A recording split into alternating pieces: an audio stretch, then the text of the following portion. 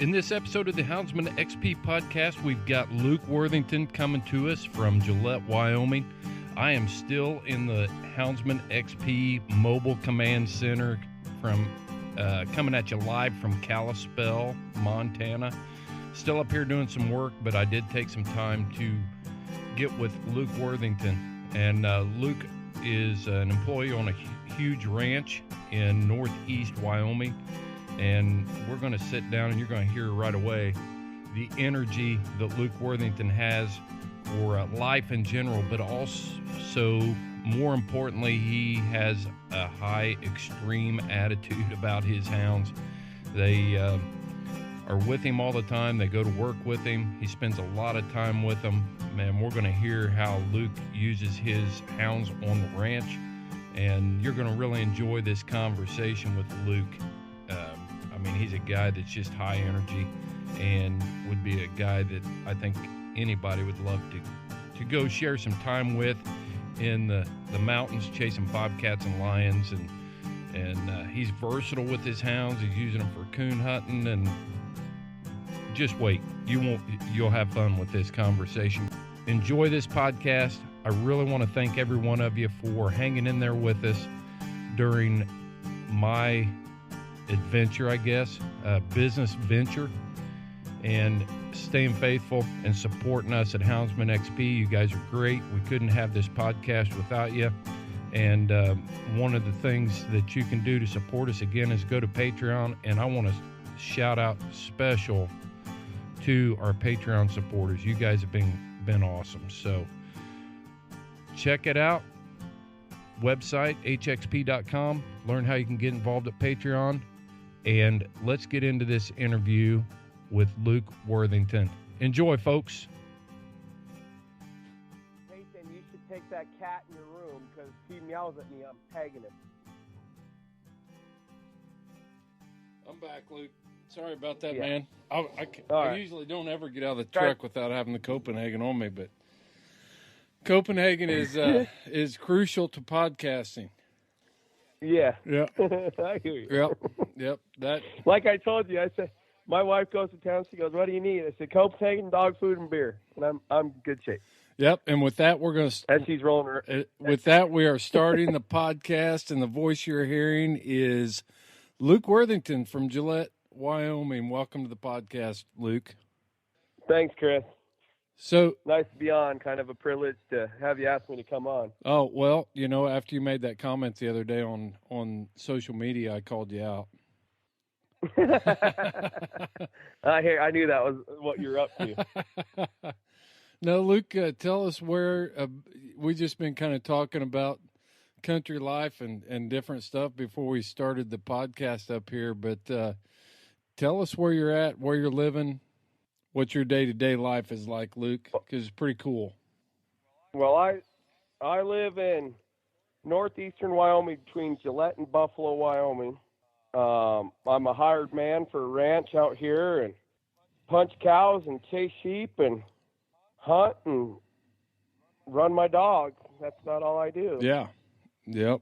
So that area right up, Kill a lot of coyotes. you're in prime ahead, you're in prime coyote country right there. We are, man. It's there's a lot of them. There's a lot to be had out here for them coyotes. That's for dang sure.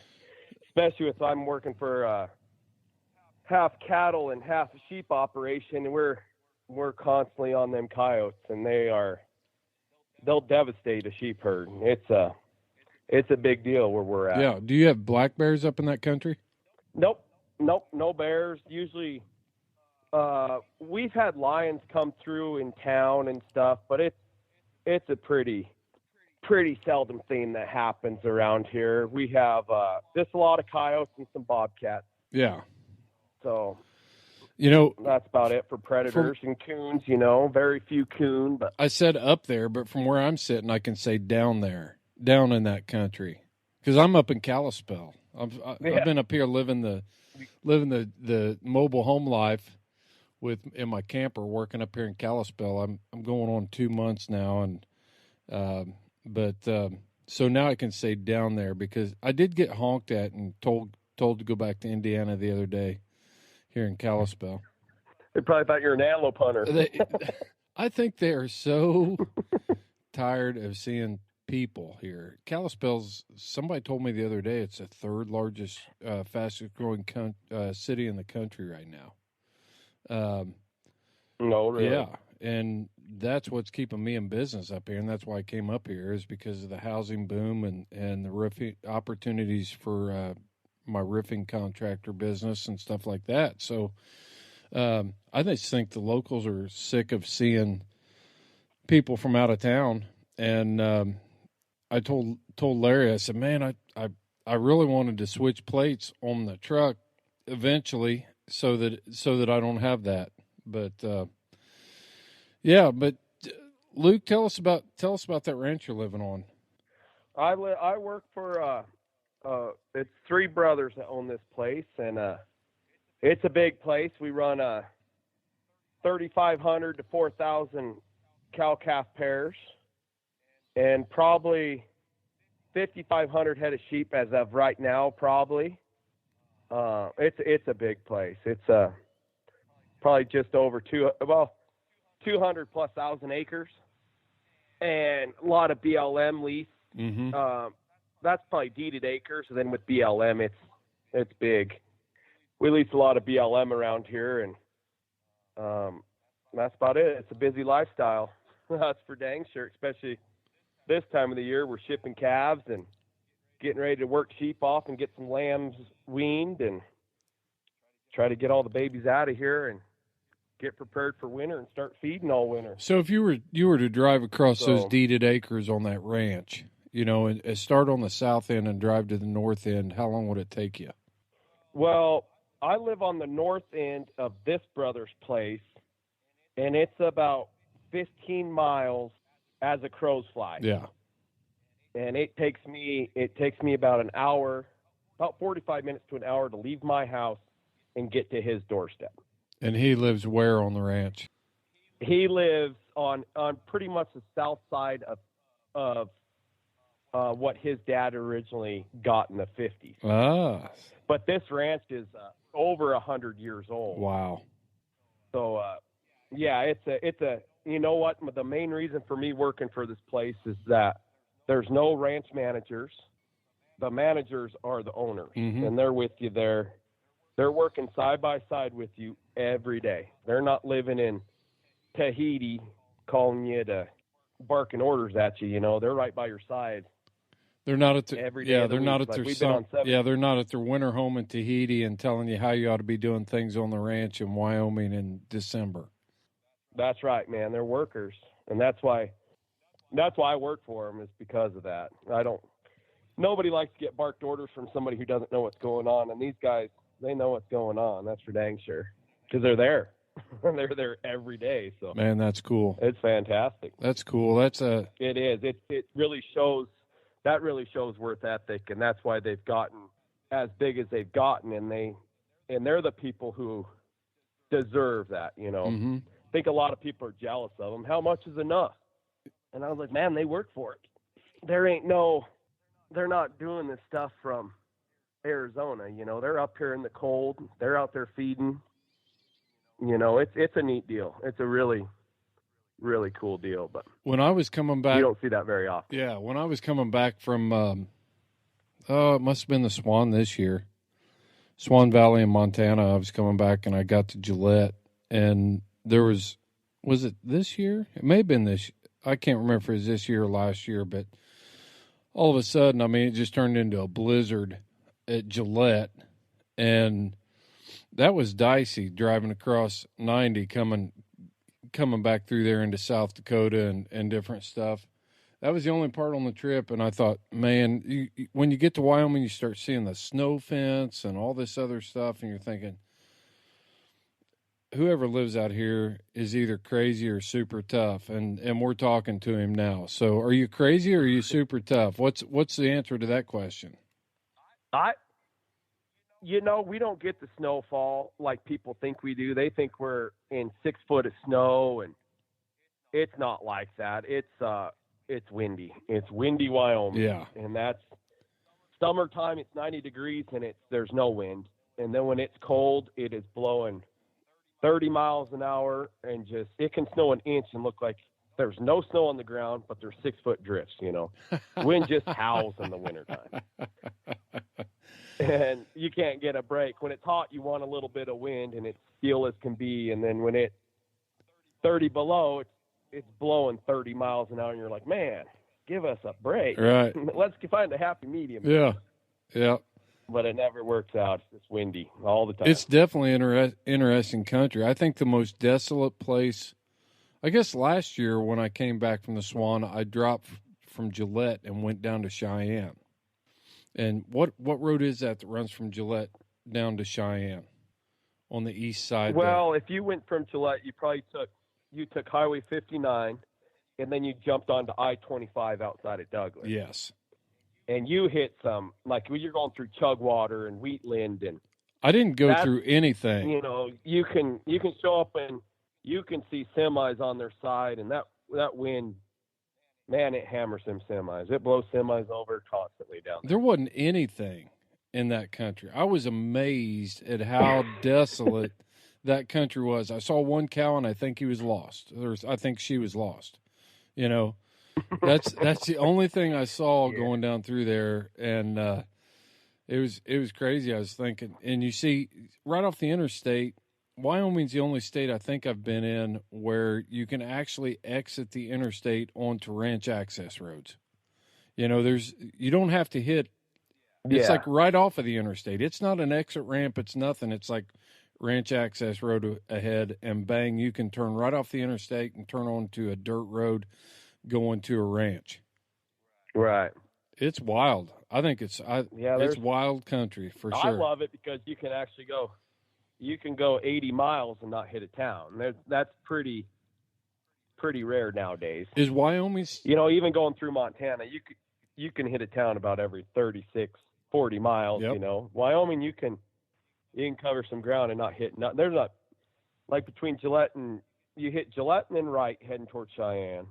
And then from right to Douglas, you got a long jaunt, and a lot of people are running out of gas because they're used to hitting the town, and ain't gonna find a gas. I was just going to say that. You better be paying attention to the gas gauge when you're driving that stretch of road right there, because there isn't anything out there.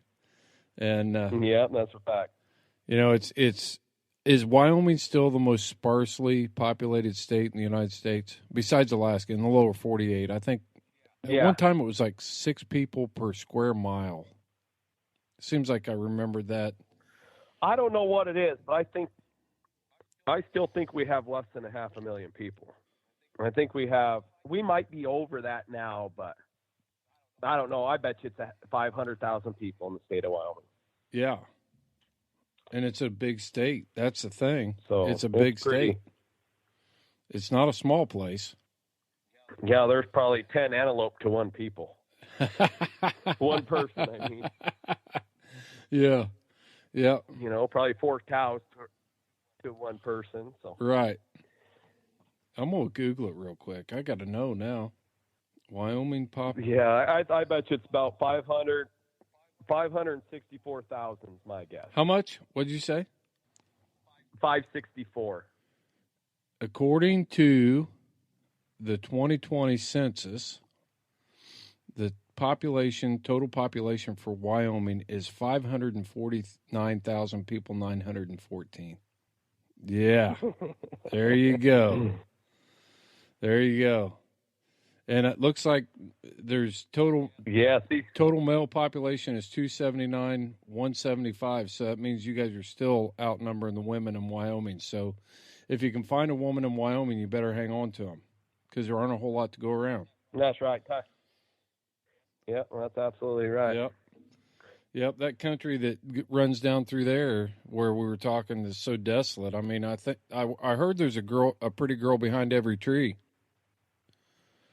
You just can't find the tree. That's exactly right, man. There ain't no trees around here. And if you are, they're hollow. So, I was looking behind. Yeah. Broken down old cotton. Yeah. Yeah. Well, hey, let's talk about hounds and what you're doing with hounds out there in that country, because it sounds like, are you using the hounds for? First off, let's just start off with what kind of hounds you got and what got you into hounds, and we'll just have a general discussion about that, Luke. I've seen you on social media, and you know, I've talked to you a few times. We've messaged back and forth and stuff, but talk to us about Luke Worthington, the Houndsman. Okay, well, I bought a hound, about 9 years ago, and he was a big old school black and tan.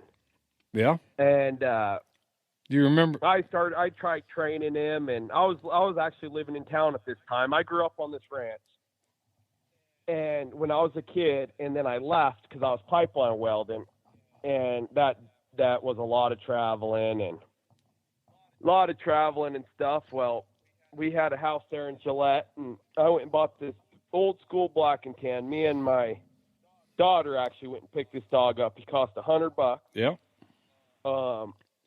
Named him Rocky, and I tried training him and here and there, and never really committed to training a hound dog, you know. But I was trapping a lot. I like to trap coyotes and bobcats, and I trap anything, beavers. I do beaver projects for Game and Fish, and beaver relocation and stuff. And so I started getting these bobcats caught, and I trap a bobcat, I got it to where I could catch almost all tom bobcats. Kind of got it figured out on how to get away from catching the females, and started hammering these tom bobcats, and I would see another tom would come in and just whoop the crap out of the cat in the trap. Yeah. And then they'd be gone. And I was like, well, I got a hound dog, you know, let's we'll catch. You know, I walked him down there, and he saw that first bobcat in the trap, man, and that thing, I'm not going to lie to you, he was terrified. Absolutely terrified. Yeah. You know, kind of cowering up, and I'm like, you're a wimp, you know, which wasn't the dog's fault. If I would have him nowadays, I believe he would have been a brute, you know, because he was just kind of an ornery old black and tan, but I started getting him away. I wouldn't show him the trap or the cat in the trap, but I'd find them traps that would come in and get that cat that I was trapping. And then pretty soon he was catching them. That other cat that come in, he'd go out there and catch it. And I was like, wow, this is pretty cool. What made him transition from being afraid? Most of them were. What made him? You know, I think that it was, Chris, I can't tell you. He would trail anything. Yeah. You know, and it was that cat in the trap, I think, just had him spooked, you know.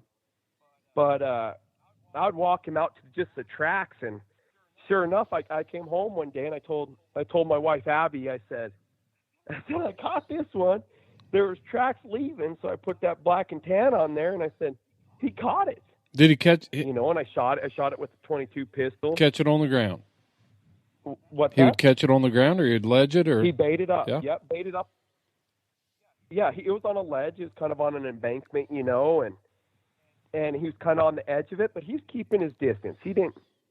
Dogs I have now, man, you talk about a vet wreck. You know, but he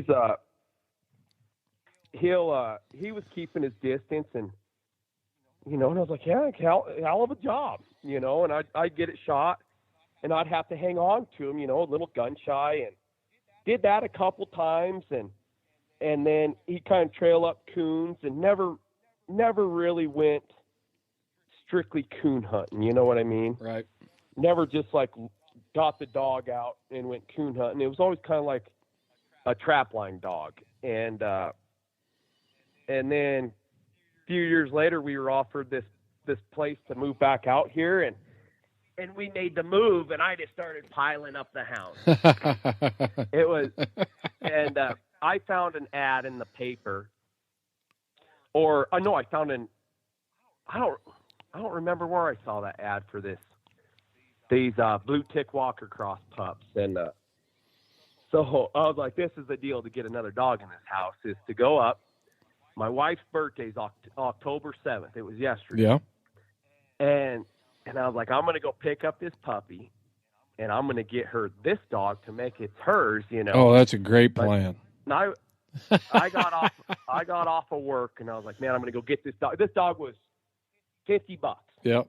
I think she cost $50. And I went there on her birthday. She actually had the flu on her birthday, sitting in the house on the couch, sicker than all get out. And I drive to Pine Haven, Wyoming, little tiny dinky hound, meet this guy at this small town grocery store. And I told him, I said, pick me out a female. And he sent me a picture, a couple of them. I said, I want that all blue one. Well, I went to pick the dog up, and she was mostly black, you know. Yeah. Not the dog that I picked out over the picture. Of course not. She was, I was hooked on blue ticks, man. As soon as I got that dog in the truck, I was like, I like this blue tick. Yeah. You know, so she was half blue tick, half walker, and got her home, gave her to my wife. And, you know, she was an absolute terrorist. She was let's stop. Out of control. Before we get into talking about this dog, what ahead. was your wife's reaction to getting a hound dog pup for her birthday? I've got to know this part. No, she loves him, man. You know, if I could give one hound guy a quick tip. There you go. If your wife don't like your dog, you have a big freaking problem. You know, I have a good buddy I hunted with, and he got rid of all his dogs because of his wife. And if your wife doesn't approve of it, you got to get something figured out. So if your wife ain't supporting you, you probably ain't going to do very good. So what you're saying is much time hunting. You need to get a new wife. Yeah, that's what I'm saying. Don't get rid of your dog. Just go trade in the wife. As my wife's sitting here shaking her head going, you don't know what you just said. I would say the same. If my wife, no, that's my wife has heard the same thing. So I'm not sure that my wife would be as graceful about getting a hound pup, because this is usually my MO. Okay, so when the kids were small, it's like, oh, well, I'll take the kids and let them pick out a puppy. Well, my wife already knew that game. She was like, yeah, you went and got the kids a puppy for you to hunt. Yeah, I get it. And she's got me all figured out. So, yeah, I'm sorry. Go ahead and resume your story there, Luke. So I went in, and I went to that small town, got this blue tick, brought it back. My wife's throwing up on the couch, you know. And I gave her this little blue tick pup, and that pup just curls up with her. Oh, yeah. And cuddles with her all day. And she goes, I love her. We end up naming her Lizzie. And we name her Lizzie, and that dog was a terrorist, man. She wouldn't tear stuff up, but she was gone. She would go outside and just go to trailing. And, you know, I think when that dog was 12 weeks old, which I've never seen it since, but that dog would start smelling something, and she would start opening a little bit, you know? Yeah. And she just, it was phenomenal. And I was like, wow, this is what a real dog can do, you know, because I completely ruined that black and tan. I'm going to straight up say it. It was inexperience and negligence is what ruined that dog. It wasn't the dog. Mm-hmm. So I did it completely different with this dog. I took her with me every day, and I raised her in the house, and she was just good. She caught her first coon. I was out doing a beaver trapping job, and it was wintertime. She goes trailing through them cattails, and she's just bawling. She had the most beautiful ball mouth. Just that nice, clean ball, and all of a sudden she gets this coon jumped out of these cattails, and she trees it instantly. Just belly up, just straight up the tree. And me and my little boy Parker was he's trapped with me since he was a year and a half old. And Lizzie has a coon, you know. Yeah. And went and I was like, we got to shoot it out. So I shot it out, and she went to, you know, as soon as it hit the ground, she jumped back, and I think it was 6 or 7 months old, and she went to pulling hair on that thing, and I threw it up there on a down tree and took a picture with her and my little boy. And since that day, that dog was even a bigger terrorist, you know. Yeah. She was out hunting. She's like, okay, I got this figured out. And then by the time she was, before she was a year old, she was out there catching. I'd take her coon hunt, run these river bottoms and creek bottoms. We weren't catching coons. You would, you know, that one year I hunted 2 times a week, all spring, all summer, into the fall, and I caught 6 raccoons. That's how slim the coons were. Wow. Well, she treats 7 bobcats that summer. She was just pounding them things, and I'm like, she would take off through the hills, you know, and then she'd have a bobcat caught, and I was like, man, this is really impressive. Yeah. You know, because it's summertime, it's hot, and she was just hammering them cats. And so winter comes on, and by now I have another blue tick pup, and I got this old black and tan, this high tan, black and tan female dog. It's a finished dog that I bought from some guy, and you know how that goes. You buy a puppy, you can get a finished dog for the same price. so I was a sucker to all that stuff, and I went and got another blue tick pup and bought that high tan and threw her in there, and she was a coon hunter, man. That dog, if she opened, she was always chopped, but if she opened up, you knew what it was. Yeah. You're like, oh yeah, she has a coon, but that blue female would take it over, and she was so fast. And Must have been the walker take in it her, over right? and usually get it put up. And you know, I don't know what it was, but ever since that dog was a pup, she was looking up.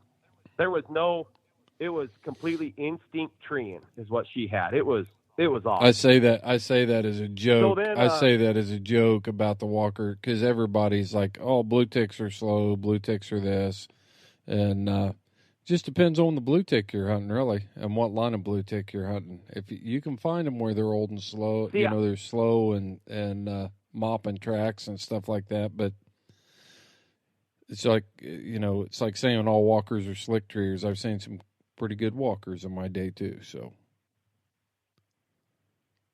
Oh yeah, I think there's good dogs in all of them, man. I don't really think that it's I actually think it's in the beholder, you know. I think it's in the hand of the handler, and if you can spend the time with them and keep them going and don't get frustrated and be like, "Damn trashy boogers," because I have some trashy dogs. Well, that's why I'm talking to you. They can trash out, and it's That's why I wanted to have you on here, because you are such a versatile houndsman. You know, if you go east, then guys get crazy if a dog runs a coyote, or they, you know, or they want them strictly coon dogs, and you're hunting whatever you put your dogs on. That's what you're hunting, right? Yeah, and I use I have a plot hound. He's a muscle man. This dog is like nothing I've ever seen. He's just pure muscle, but I let my dogs out every single day. When I come home, I let them out for at least 2 hours a day. I throw collars on them, and I kick them out, and I do my stuff. I do my chores or come in and eat dinner with the family and stuff, and I just let them run. Yeah. And because I was having a problem with roading them, trying to get them exercise. You know, all them old guys say, oh, you need to road them. You need to get in your pickup or four-wheeler, whatever, and push them. Make them go 4 to 6 miles a day. That'll keep them in shape. Well, you go blind hunting, and them dogs are covering country, and we got places where you can get around road to road, and I'd jump in the pickup and take off, and then I'd have 6 hounds chasing me down. And I was like, what is going on? They were so used to me roading them that when that pickup started, they're like, okay, let's go. He wants us to chase him. Yeah. You know, or he wants us to run with him. Right. So I quit doing that. I quit roading dogs. And, it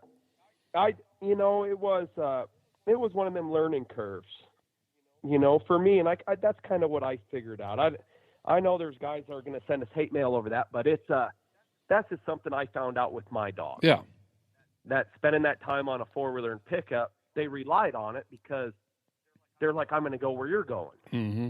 So I quit doing that, and now I'm just free casting them. Say, go have fun, go chase stuff, go catch something. We have a feral cat issue around these parts. Yeah, they can catch some feral cats, and it's great. Hell, it's great for them. Yeah, get out there and get trailing in them creek bottoms, and like days like this, it was 90-something degrees. Well, that's not true. It was 88 degrees today. Wow. And they can go out there and they'll grind at it in the evenings, and they'll tree. And if they stay treed for a little while, I'll go down there and check, and I'll come home and my wife Abby, she goes, "What'd they have?" I said, "They had a feral cat. They had a cat up in the top of the cottonwoods, or they caught a coon, or it's, I don't know. I just kind of let them do their own thing. But when it comes time to hunt, and you put them in that dog box, they know what's going on. They're not gonna. They're completely trash broke from deer and antelope and livestock. Because where I live, you cannot have a dog chasing sheep or a horse right. or cows or deer, antelope. You got to have them. You got to have them broke, or you're not going to have a place to hunt. Yeah. So. Yeah. But and I think I found out I have a problem with skunks. Skunks are a big issue here. Porcupines are a big issue, which my wife's glaring at me now because we just got back from the vet today. Oh, you had a porcupine catch, huh? Because of them dang porcupines. Yep. Oh, man. It's, yesterday I was up at 5 o'clock in the morning.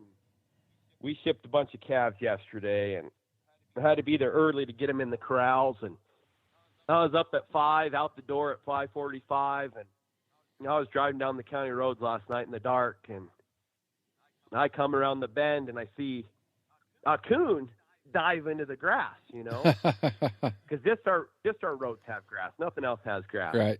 And I was like, I'm going to go home, and I'm going to go home and eat dinner with the family and stuff. And I said, I'm going to grab them dogs because I know exactly where it crossed. I was like, I'm going to go dump these dogs on that coon. And I said, we'll get them caught. And I told my wife, I said, I'll be back in 20 minutes.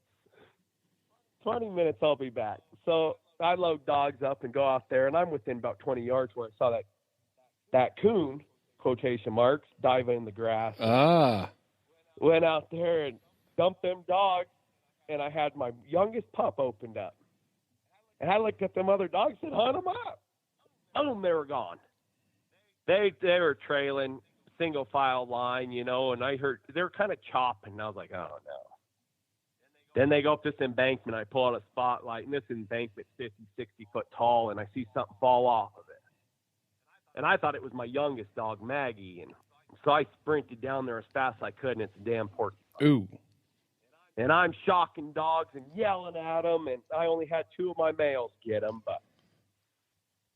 but I had a couple quills down in the canine, and I got my dogs are all 70-pound dogs, my males, and I have one male blue tick that's 90 pounds, and then females are about 50 and 60 pounds, and so he's pretty hard to handle. I had him head and heeled, and I couldn't get him out, so I had to run him into the vet this afternoon and had him yank it out real quick. But it was free of charge because I'm on the Gold Star membership at that vet clinic, I believe.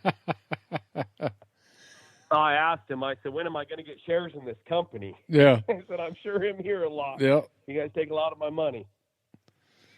Well, tell us about your lion season, your bobcat hunting, those sort of things, Luke, because I know that, in previous conversations we've had, that's what you really enjoy doing. And are you using the hounds for predator control on the ranch? And, let's get into that part a little bit. We'll start with the ranch part. Since they're with you all the time, are you using them for predator control on the ranch? I do. I use them for coyote retrieval. They really don't trail a coyote. Like if it's a snow track, they won't trail it. Yeah. But I do a lot of coyote trapping coyote calling, and if I wound one, they sure will trail it up and get it bayed up. They retrieved 16 wounded coyotes for me last year, and usually when I go out feeding, I take 1 or 2 dogs with me all the time, hoping we'll cut a nice old bobcat track, and that's what I really enjoy doing is chasing bobcats. Yeah, that's probably my top of the list, because them things are snaky on the prairie. Because they know where every hole is. They'll pass up every single tree to get to a hole, and they put on some pretty exciting races, and it's a lot of fun. So what does it take? What does it take in your country out of a hound to be able to put a bobcat in a tree? If you can tree a bobcat, do you tree many, or seems like most of them you're catching are holing up or going to the rocks? They're holing up. Most of them are holing up. We've treed quite a few in trees, and they like to tree on the trees that are right next to an embankment, and they climb up to the very top of that tree, and they bail out right back on the prairie, and they are checking out. Yeah. So a lot of the time you have to help the dog in that kind of the country, because they're treed and they can't see up them. We have ponderosas out here in junipers in some of these draws, and and they know it went up it, and but a lot of them cats will climb up to the top and jump across. They'll get back on them flats and they'll be booking it. Yeah. And they ain't stopping because they know that country and they know where them holes are at. Yeah. So they'll put a heck of a race on. So if you get it's a lot of fun. If you get dogs treed and you get in there and you see there's not a bobcat in a tree, then what's the next thing you do? I as soon as I have figured out now, if they're treed, I come up above it. Mm-hmm. Because most of the time they're next to a steep hill, so I'm coming in through the top, because if it's going to jump, it's jumping to them dogs. Yeah. And then they're going to put so much pressure on it, it's going to do something. It's going to go right back up a tree, or it's going to bay up in the sagebrush. Yeah. So I found out now that I need to come up from the top, and that will hold him from jumping, because that bobcat's not going to jump to me. They're not like a lion where they'll jump out to a person, but them bobcats are pretty timid little creatures, and they like to just use their camouflage to hide from you mostly, Mm-hmm. So that's what I learned to do, and not many of them will jump down into them dogs. Right. So you can hold them in a tree. That seems to work out pretty good for getting them. So if you circle around and you come in from that tree high, you've learned that you can hold the bobcats in the tree that way. That's interesting. Absolutely. Cool. Yep. Yeah, because they know they live there 24/7. Yep. They know how to get away from stuff. Yeah. So that's just what I figured out, and a lot of people disagree with that. Like, you're going to push them out, but I promise you, if they jump down to them dogs, that cat's coming home with me. Right. How many hounds at a time are you hunting on? You got bobcat. I hunt all my dogs together all the time. How many is that? What's your count? I have 5 right now. Okay. I have 5. Yep. You got 1 plot. What else you got? I got a plot. If you ain't got Harold's High Lonesome. If you ain't got a plot, you ain't got a lot. We'll just get that out there right now. Right? Everybody needs to have 1 plot in their pack. If you ain't got a plot in your pack, man, you're missing a lot of excitement. Because them things are made for endurance, man. They can run with there ain't nothing like them plots, man. They have more endurance than any of them dogs. Yeah. He's a powerhouse, and he's a completely silent dog. That plot is silent, and his name's Hank.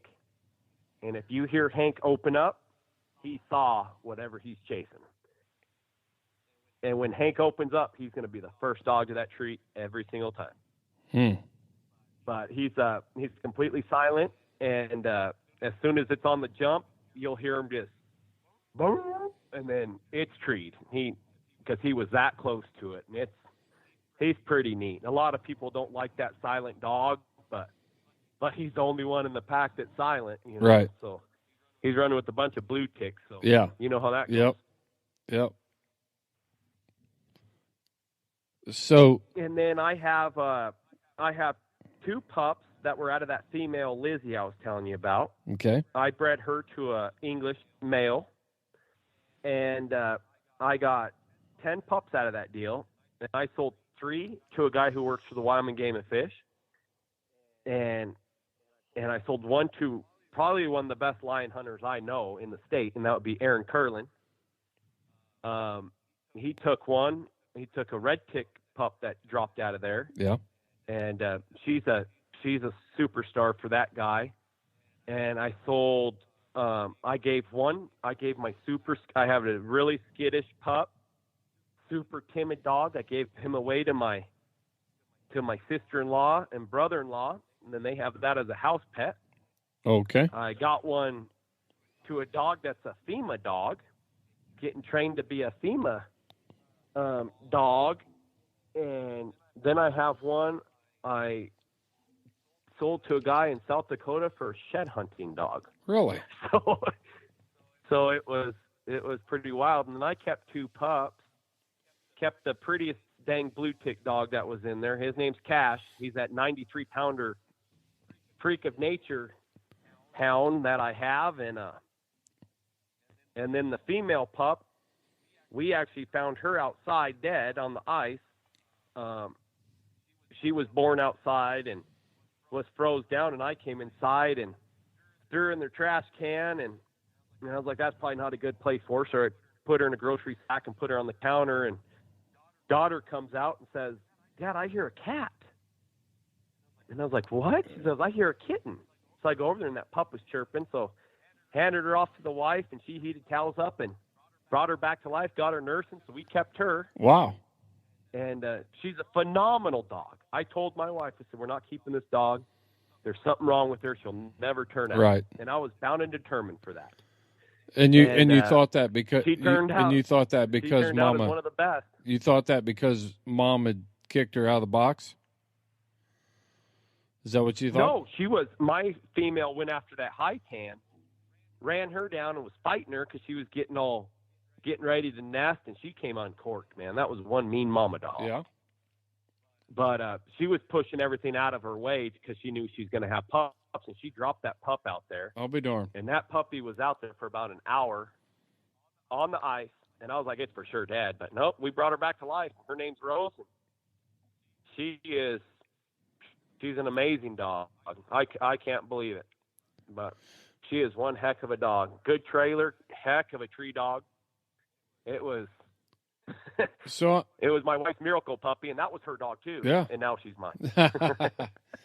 So tell me, let's circle back around. So I want to ask you about that FEMA dog. That's just kind of an interesting thing.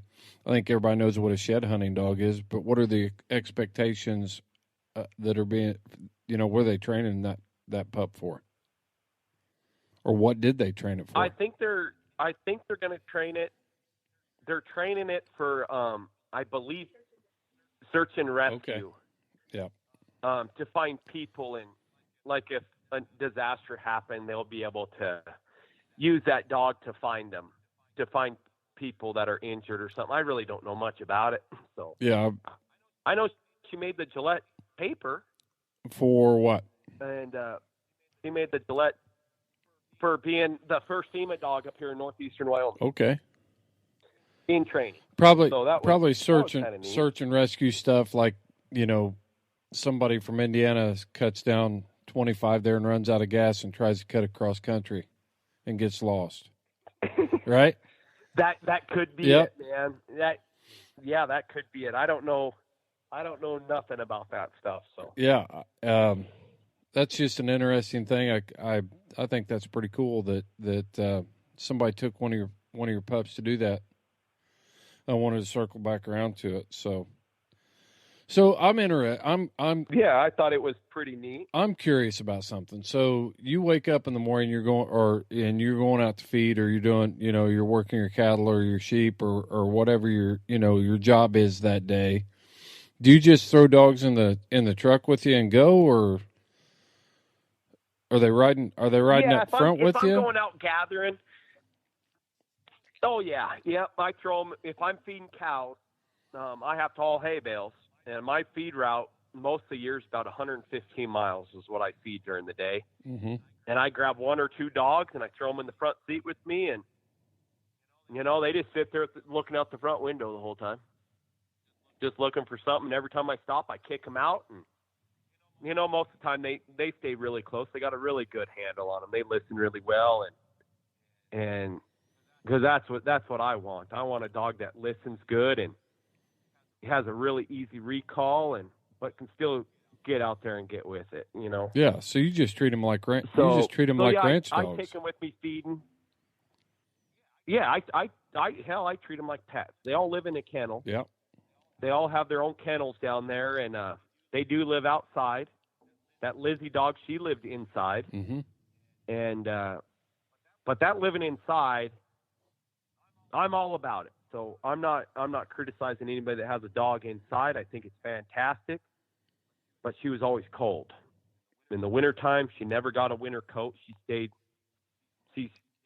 really thin in the hair, and she was always cold. Yeah. Her feet got cold, and them dogs that are climatized, that's probably the only reason they're out there is to climatize, and I think that's important. And same thing with. I think they should be outside if they're going to be hunting in the cold. And same thing with heat. You let a dog lay around in the air conditioner all the time, and then you take them out when it's hot. They're gonna be more prone to overheating, as well. I believe. Yep, that's exactly right. I don't have a thing against raising puppies in the house and things like that, but eventually that dog's got to learn its place. And there's nothing wrong.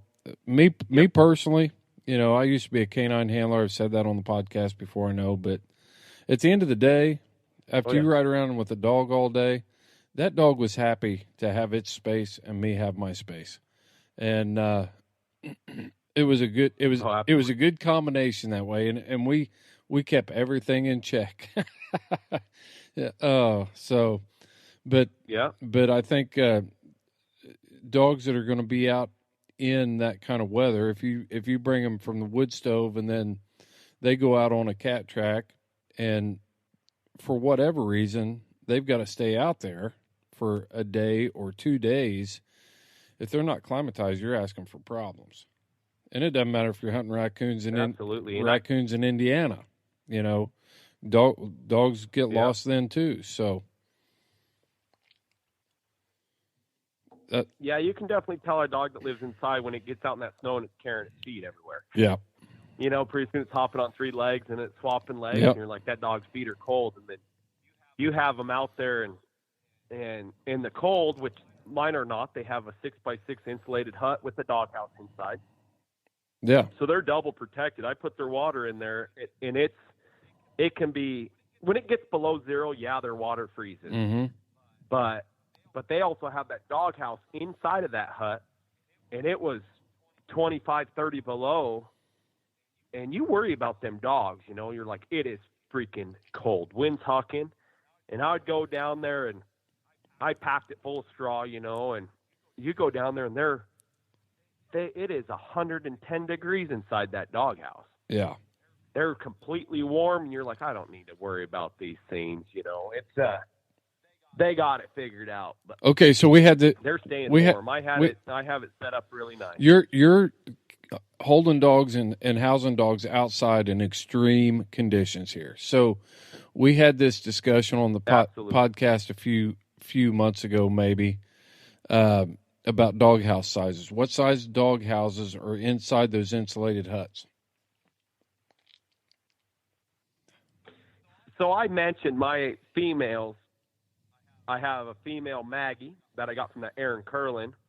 She is about 50 pounds. She's the smallest dog I own.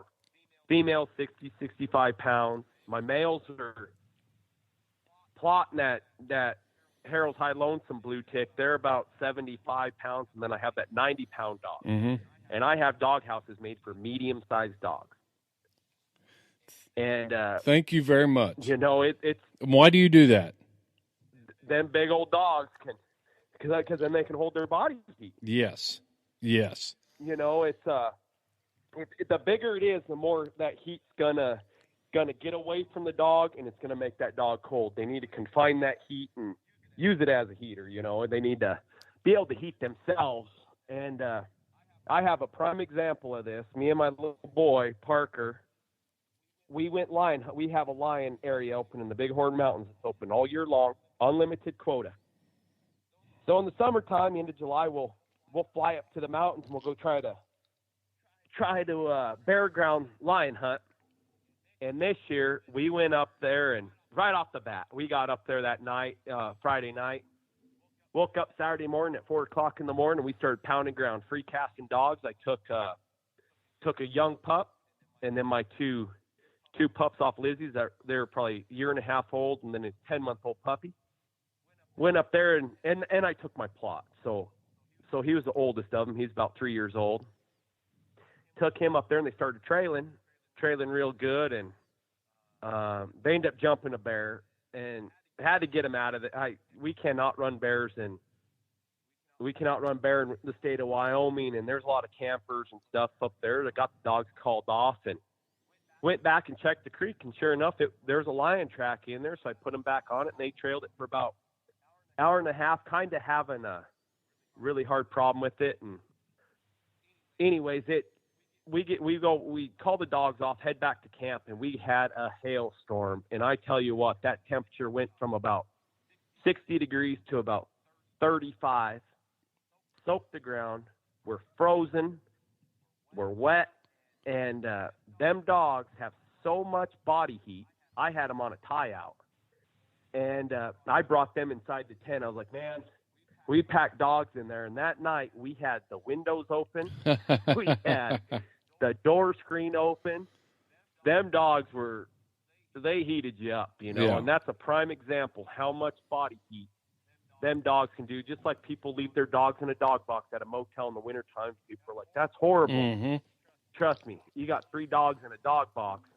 That place is more comfortable than that cheap motel room you're renting. I can guarantee you that. Dogs have metabolic rates that people don't understand, and when you try to, you know, you see people that treat their dogs like they're humans, and it's just not natural for that dog. The dog is capable of heating and cooling itself, and we let the human emotion come into that, where we think, well, I wouldn't be comfortable out there.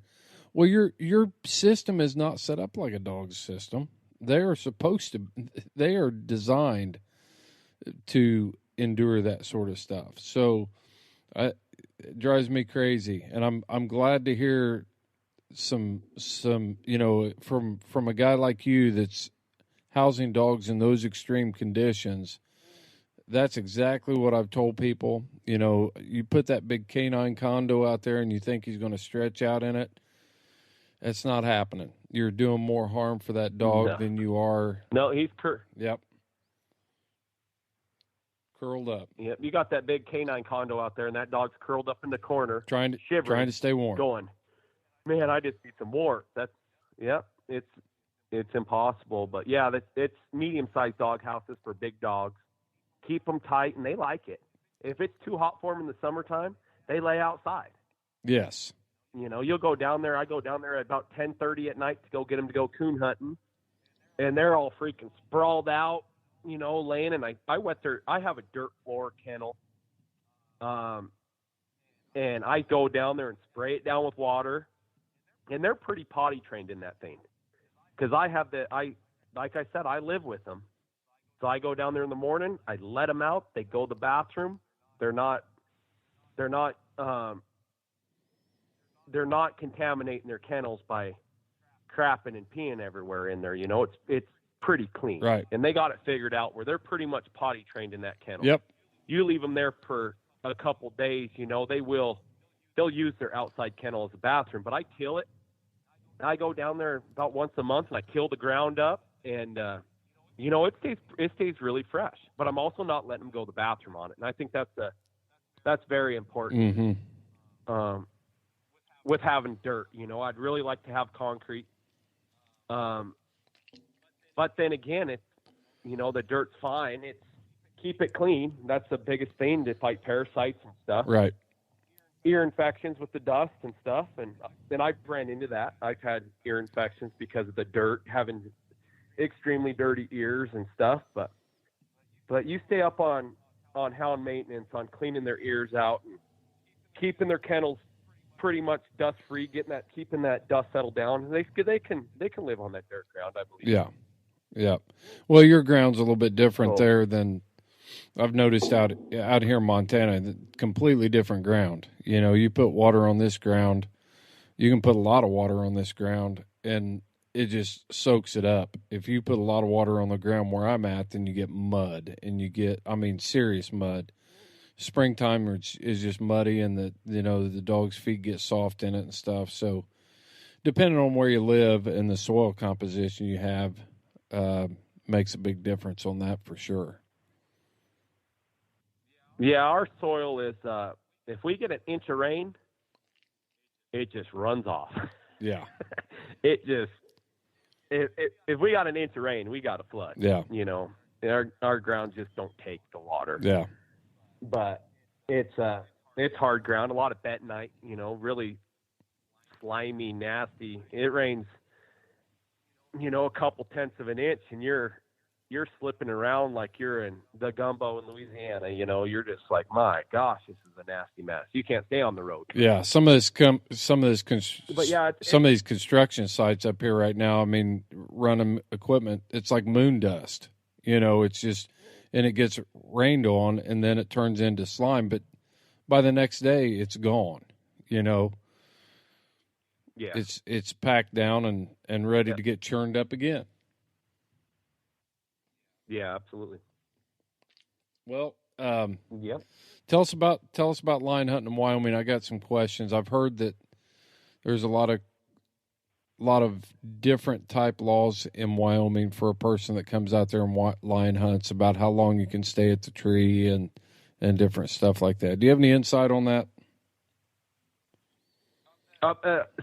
Repeat that question. So I've heard that once you have a lion in a tree in Wyoming, there's only a certain amount of time limit that you're allowed to stay at that tree to make the decision whether you're going to take the cat or you're going to pull off of it and go somewhere else. Once you arrive there, is there any truth to that, or what's your experience with that? I believe the regulations say if the lion is treed upon arrival, you must decide whether to release the lion or take the lion. I don't believe it might say immediately release. Mm-hmm. I'm not quite sure on what the regulations say, but I don't think that I don't think there's a time like you have to decide within 2 minutes. Okay. Right. I don't know that. I think you need to do it reasonably. If you tree a female and kittens, I believe it is law that you need to get out of there. You need to get dogs out of there and let them go on. Right.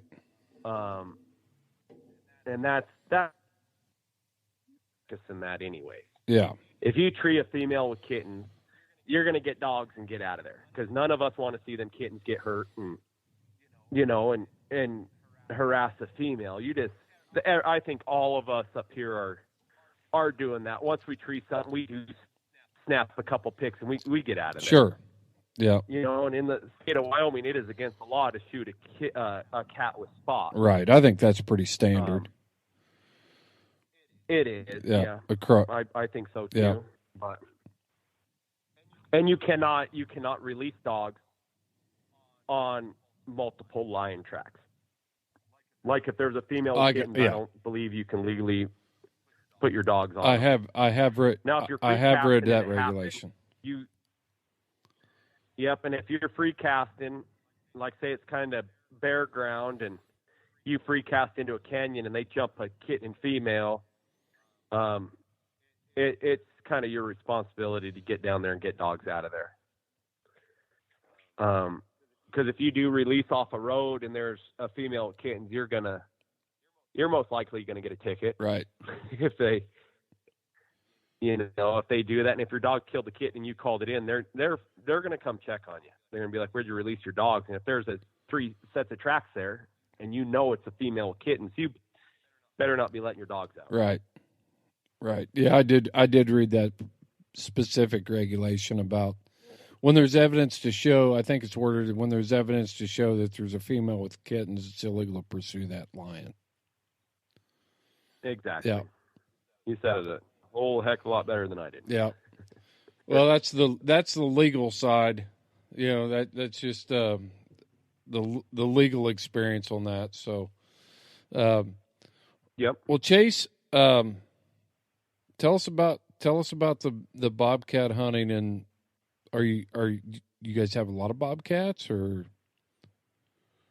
We do. Our mountains have a lot of bobcats that are extremely hard to catch.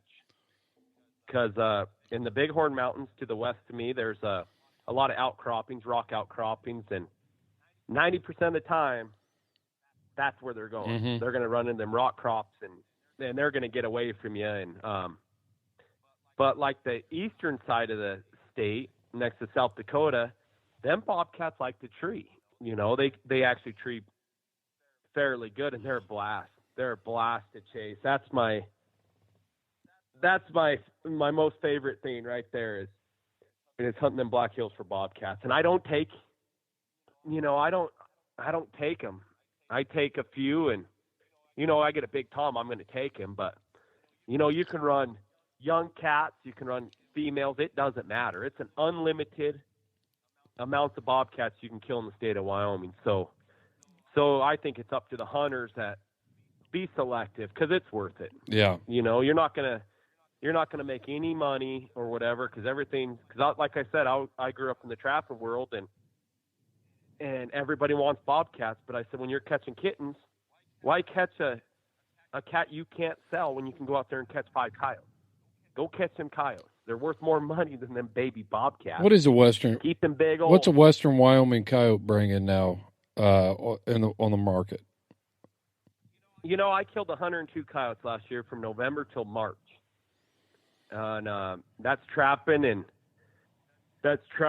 hunting, shooting them off my feed grounds. I shot a lot out of the pickup, shooting them off them calving grounds, and they really don't hurt our cows.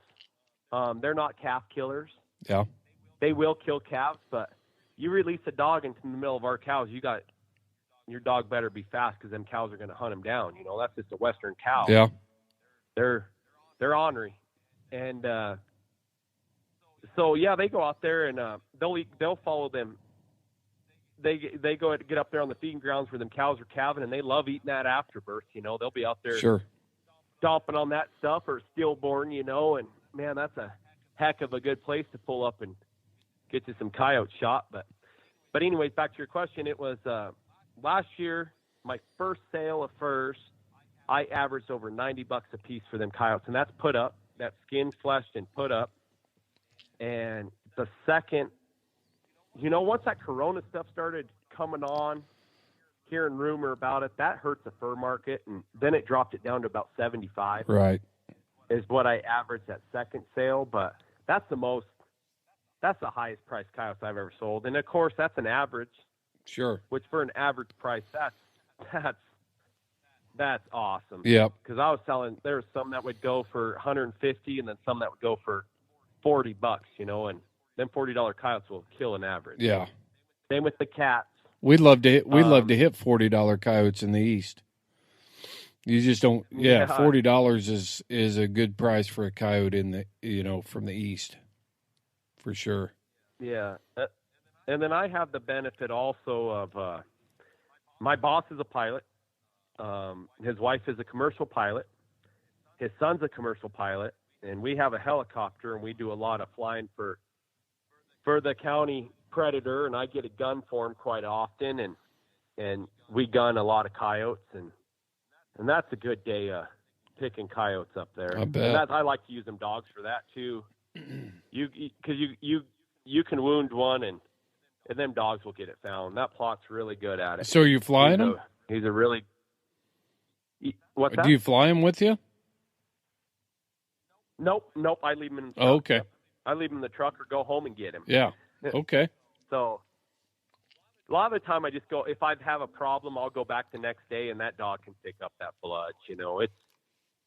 that blood's pretty strong, and that's mostly what he's trailing is that blood, and it's you can get him found pretty easy. Yeah. So what's your average bobcat race? We're kind of jumping around here, but we were talking about bobcats, and I sidetracked you on coyotes. I apologize for that. So what's your average length of race on a bobcat out there? Oh man, it's it could be a layup. Yeah. It could just be a dump them and tree it. It could be a 30-second deal. It can be a 10-minute deal. Or last year, that Lizzie dog and this Chaka dog, I cut him out on a track at about 7:45, around there, 7:45, 8 o'clock. And we did not get that bobcat jumped until afternoon, probably about 12:30 or so. Wow. They jumped it, and them old blue ticks grinded it, and they were shocked. So I went back and got a plot and a couple pups and dumped them in front of them, and that plot's the one that caught him, and it took us 6 hours to catch him. After he was jumped, or from the time he? No, that was start to finish. Gotcha. And that's probably the longest. That's probably the longest I've allowed a dog to pursue a track. Yeah. Because after a while, I found 4 scratches on that. Where I knew it was a tom, and he was scratching, and we were in his hunting ground, so them dogs are sitting there doing circles, right? Just barely moving, and I can tell every rock pile. He went from this rock pile to that one to that juniper tree, and it was just. So I was trying to help him out. I walked with him and got ahead of him, and I'd call him over here and get it going, and then I just constantly walked with them and helped him out because it was a hard track. Yeah. And we actually got one that morning before that, and it took 30 minutes.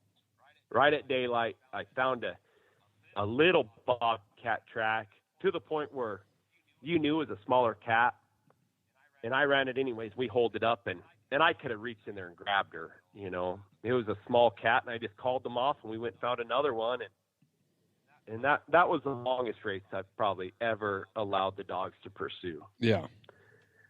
But that's still most of them, I would say it takes you a couple hours on the prairie to get one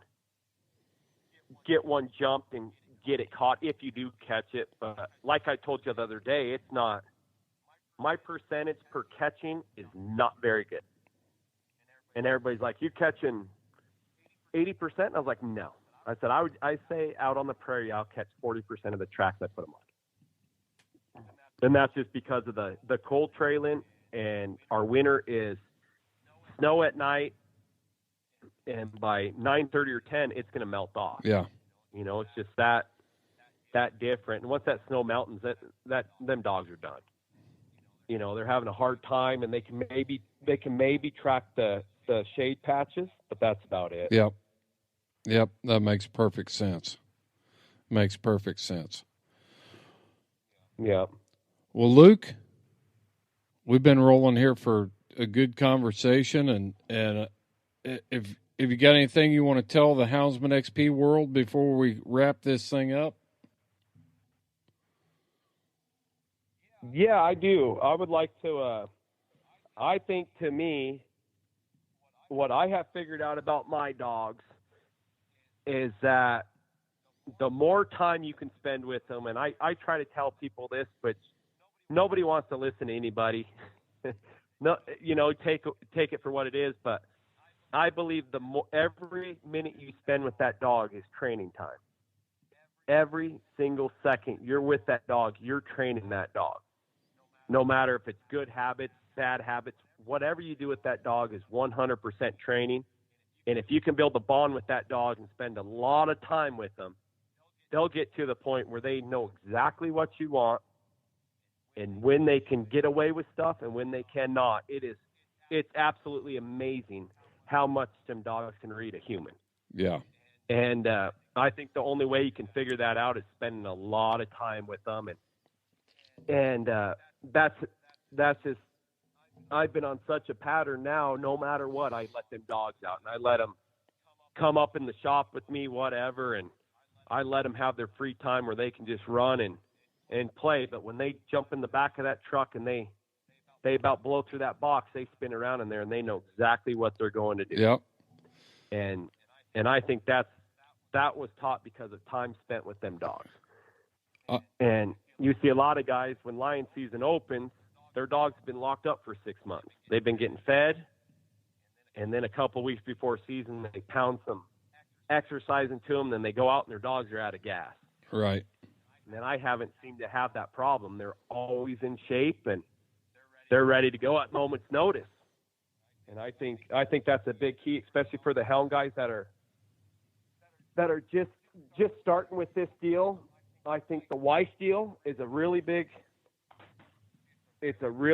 thing. If your wife does not agree with you having dogs or she hates your dog, I think you need a new wife. You need to get it figured out. Yeah. Yeah, you got to figure it out because it's a bad deal. I've seen a lot of guys lose their hounds because of they're losing their families because they're either doing too much hunting or not involving the family or jealousy between the wife and the dogs. I see that a lot. But I've been guilty of that myself. I took vacations and different stuff, and it was always centered around dogs. And every once in a while, you got to wake up and realize that the family doesn't need that all the time. Sometimes it's good to go do some things that they want to do. And my wife has taught me that. She loves the dogs. She's involved with the dogs. We have puppies. She's like, oh, you're going to have another litter of puppies. But within 2 hours of those puppies being born, she's out there looking at them, and then she's taking, she wants to take care of them, and it's really cool. And that's another reason why I wanted to have you on the podcast, because you absolutely involve your family in everything from antelope hunting to deer hunting to, whatever you're doing. That kind of brings up a question. So you're so far out here on this ranch. Are you with your kids? You guys homeschool your kids? You send them to school, or what's the status on that? No, my wife Abby, she's a fourth grade school teacher in town. So yeah. She she takes the kids to school, and she definitely deserves the Mother of the Year because she does it all. I don't go to town, like I told you, I don't go to town. I call her and be like, honey, I need a roll of Copenhagen, a couple cases of beer, and about 4 bags of dog food. Yeah. She's like, you're going to have to come to town sometime. I was like, not if you keep bringing me dog food, Copenhagen, and beer. I'm good. I'm absolutely good. Yeah. Oh, but it's, man. Nope, kids go to public school, and my little boy Parker, and he's a 9-year-old, and Peyton, she's an 11-year-old, and the only reason that girl got hunter safety is because she wanted to kill a turkey. She didn't want nothing else to do with anything. She's like, I need hunter safety because I'm going to kill a turkey. Yeah. I was like, perfect. So we went and got it. She got the biggest turkey on the place, man. It was fantastic. Oh, that's cool. That's cool. But it is that hunting. I've hunted a lot, and I love chasing mule deer with a bow and spotting stalking antelope with a bow. That's a feat in itself because that's tough. Yes, it is. And I did it with my recurve this year, which I was super. I did not kill my buck with the recurve, but I did get both my does with the recurve, and that was a lot of fun. 3M. So I had to grab the compound out to shoot the buck this year. But. 3 antelope limit out there, huh? Oh no, you can. In my area, I can get 2 bucks, and I can get 4 does. No kidding. Antelope. And then I can get a buck, a general deer, and I can usually get 2 doe tags also. Mm-hmm. So it's pretty. How do you find time to work? Fill a freezer. It's after work, man. That's how I do it. It's after work and weekends that's why I don't rifle hunt, because October's 7 days a week and it's busy. Yeah. Yeah. Cause you guys, but I still find time to spend time with them hounds and get some good hunting in. But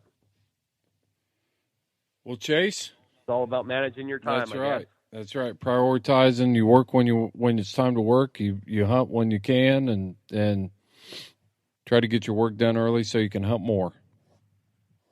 That's right. And like this year, me and my little boy wanted to do a son and dad trip because that little boy hunts with me.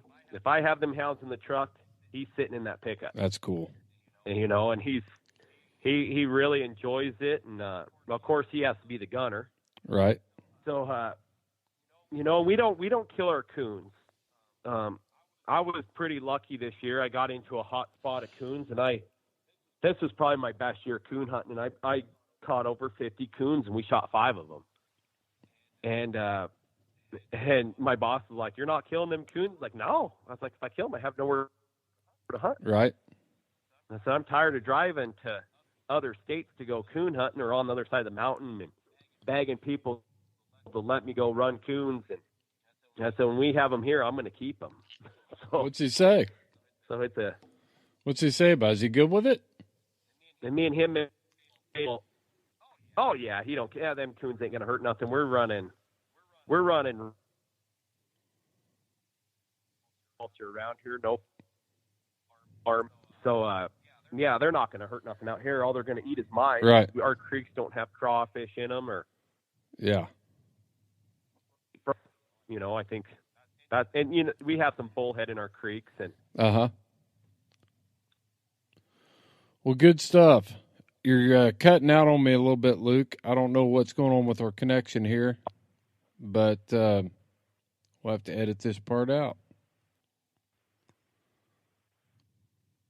Okay. Oh, there you are. You're back. You're back, Luke. Can you hear me? Can you hear me now? Yes, I can.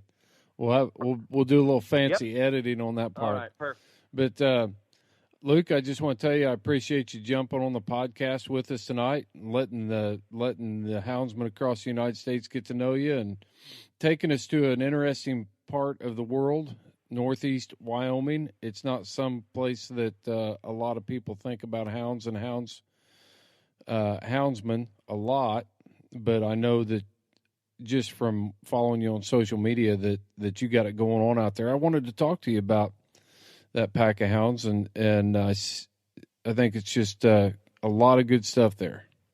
So I really appreciate you coming on. All right. Yeah, I appreciate you inviting me on, and it was a pleasure.